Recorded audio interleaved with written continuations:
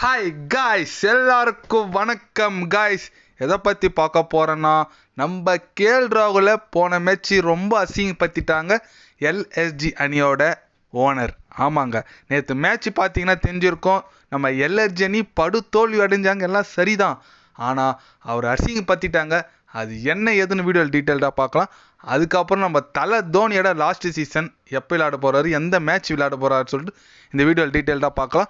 அதுக்கு முன்னே நீங்கள் நம்ம சேனலுக்கு புதுசாக வந்திருந்தீங்கன்னா ஒரு சப்ஸ்கிரைப் மட்டும் பண்ணிட்டு வாங்க. வீடியோக்குள்ளே போகலாம். ஃபஸ்ட்டு நம்ம கேஎல் ராகுல் இஷ்யூ பார்த்துருங்க.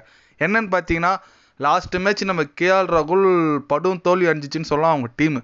ஏன்னு கேட்டிங்கன்னா, 165 ரன்னு வெறும் 9.4 பந்தில் நம்ம எஸ்ஆர்ஹெச் அணி openers Abhishek Sharma, Travis Head chase பண்ணிட்டாங்க. எல்லாம் ரைட்டு தான்.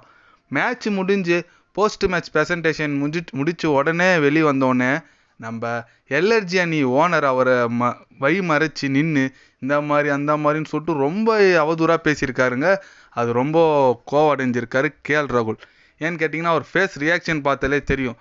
இந்த பக்கம் கை நீட்டு அந்த பக்கம் கை நீட்டுன்னு சொல்லிட்டு ரொம்ப வாக்குவாதமாக பேசியிருக்காரு. அவர் என்னங்க பண்ணுவார், போலர்ஸ் நேற்று செட் ஆகலை, எப்படி போட்டாலும் அடிக்கிறாங்க. அது இல்லாமல் ஆப்போசிட் ஆறு டீம் நல்ல குவாலிட்டியான பேட்ஸ்மேனுங்க, ஆஸ்திரேலியன் ஓப்பனருங்க.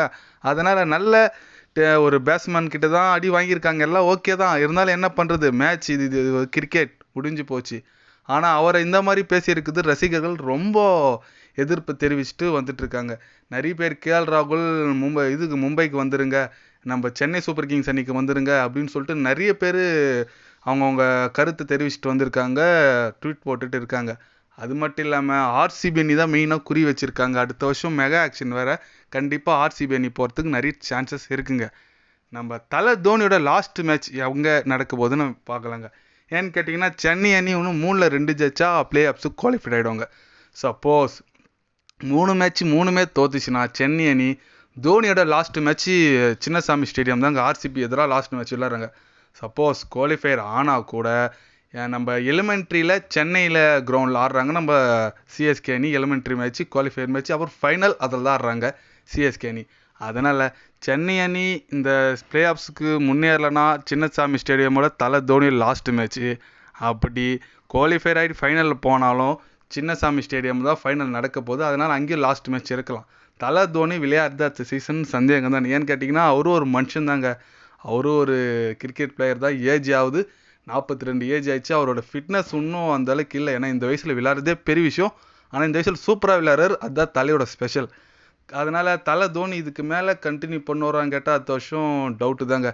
ஏன்னா மெகா ஆக்ஷன் வர கண்டிப்பாக ஃப்யூச்சருக்கு வழி விடுவார். கண்டிப்பாக அடுத்த சீசனில் ஒரு 4 பிளேயர் தான் ரீட்டைன் பண்ண வேண்டியதாக வரும்.